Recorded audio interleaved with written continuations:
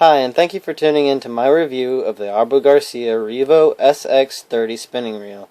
This review will be more geared towards beginners and the casual fisherman, so I hope you enjoy. First off, I'm just going to show you the specs that are on the box, and I'll bring it up here so you can read it.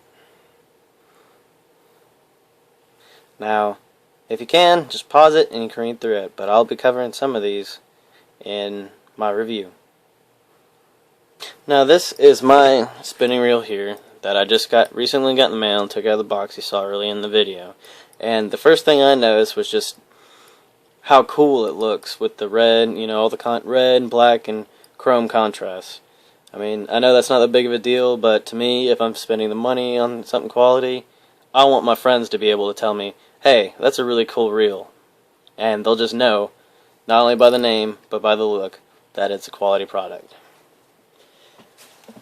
So the second thing that I noticed was the C6 carbon construction through here, which is very light and very strong. It's the same thing that they're starting to put in a lot of race cars and things like that these days. Now, this is pretty much how it comes. I mean, I removed some of the packing materials, but I mean, there's no installation other than this, and it's reverse threaded, so keep that in mind. So if it's not really going on for you, try spinning it in the other direction.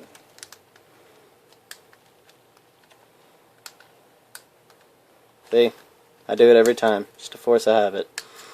There it goes. And you just hold on to the head, tighten it up. Then you have your easy axis drag here, which just feels real smooth. You can hear it click. And you have your instant anti-reverse, which most models have, but this one's pretty nifty because you can just see how it spins both ways, and then you just flip that switch and it stops. And then the next thing I noticed was that it's packaged with two spools. This one is deeper set for more of a monofilament or a thicker line. That way you can get more on it, and you can see the specs written on that one, as long as my camera focuses. There. Okay, and this is the one that's already attached to it, and it's really easy to just switch them out. As you see, this one's already has little notches in it so that your line will sit on it fine. And you can tie it straight to the reel. And there's the same numbers I just showed you. It's saying that you can put 125 yards of 10-pound braid. This one's more for your braided line, and this one is for your mono. Next, I'm going to tell you about some of the features that aren't readily apparent by just looking at it. Mostly because they're inside it and I'm not going to take it apart. Now the housing has 9 ball bearings, which is very impressive because you want at least 4. The more ball bearings that you have, the smoother your retrieve is going to be. And nextly is that the gearbox is actually all one piece. Now you want to keep the number of moving parts and different pieces as low as you can to keep the product from malfunctioning. And also the gears are all brass, which is a big deal, especially if you plan on using this around sand and in closer to saltwater areas. Brass is not going to rust, and most gears made in cheaper reels are plastic. One piece of plastic or one piece of sand gets into those plastic gears, it's going to eat it all up, and your reel is going to be useless. One thing that you're not going to be able to appreciate until you're actually on the water is the size of this EVA knob right here. It's made of a foam material, so it's very slip resistant and it's very big. So if you're sitting there and you got your reel in the water, easy to find. and it's flat and ergonomic, so it fits in between your thumb and your index finger real easy. Now, going back to talk about the ball bearings, that's another thing that I noticed as soon as I got the arm on it, is that it's super smooth, ultra smooth. So I can't wait to get it on the water and start reeling in some fish. But next thing I'm going to do is compare it to a reel that most beginners or the casual fishermen will try to pick up, say at a local retail store such as Walmart.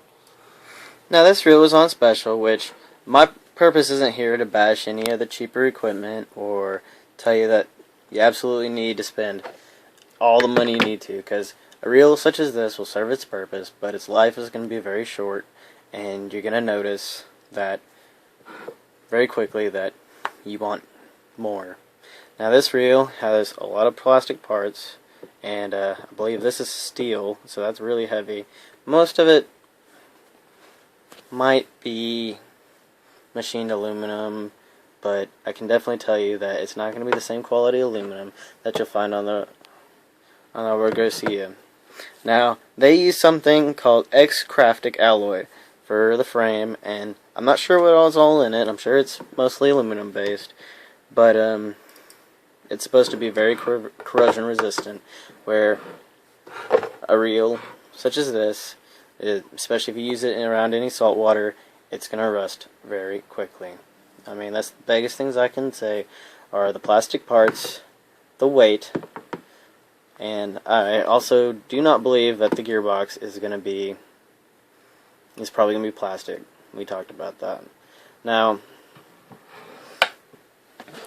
what I want to show you is compare the weights. Now this might not seem like that big of a deal whenever you're out on the water, but trust me, the weight's going to improve your control, your response, and overall, just your ability to retrieve. So this is the Garcia reel, and just as it advertised, let me reset it, it is 8.9 ounces. Now comparing it to a similar reel that you would buy, and set it on here, and it is 9.9 ounces. Now, that might not seem like a big deal to you, but trust me, after hours of fishing, you'll learn to appreciate it. Now I'm going to put some line on the spool and take it out to the water. I don't think I'll catch anything today because it's really hot. Says it's like 103, 108 in the shade here in Texas. So I'm just going to go test it out on the water at a stock tank that I like to go to, and I'll let you know how it goes. Okay, so I just got back from testing out our reel here. Before I went out, I strung a lightweight 6-pound test spider wire line. I used the spool that was for braid, and it did great as far as retaining the line. There's not a lot of slack on it, even though now it's loose, and it spun evenly. And I forgot to mention earlier that it does come with some hardware to where if it's bunching up at the top or the bottom, you can install some washers in here, and it's supposed to correct the problem. As a lure, I just use a lightweight rooster tail, and the rod is a medium action spinning rod by South Bend Sporting Goods. Now, I know what you're thinking, that it's not that high dollar of a rod, but with the reel, spend the money on the reel, overhand cast, phenomenal distance, and sidearm and underhand cast for pinpoint accuracy. Just the quality of the gears and those 9-ball bearings is just going to get you. It's a great feel, smooth and easy retrieve. And even with a light lure, you can get that distance or that accuracy that you want. So, thank you for watching.